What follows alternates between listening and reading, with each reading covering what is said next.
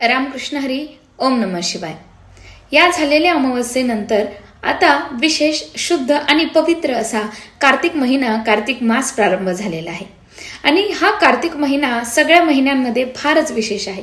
का आहे त्याकरिताच हा व्हिडिओ आहे. सगळ्या महिन्यांपेक्षा हा जो महिना आहे हा विशेष याकरिता आहे कारण हा महिना पूर्णपणे भगवान विष्णूंना समर्पित असतो. आणि सगळ्या महिन्यांपेक्षा या महिन्यामध्ये आपण जरासं जरी पुण्य केलं तर त्याचा फायदा जास्त पटीने आपल्याला भेटत असतो.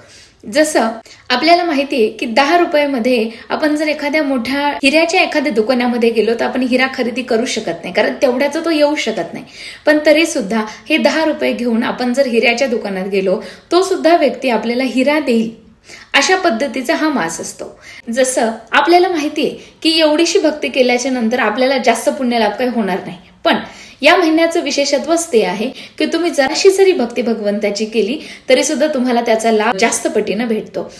पुण्य काय करायचं आहे तर या कार्तिक महिन्यामध्ये जास्तीत जास्त दीपदान आपल्याला करायचं आहे.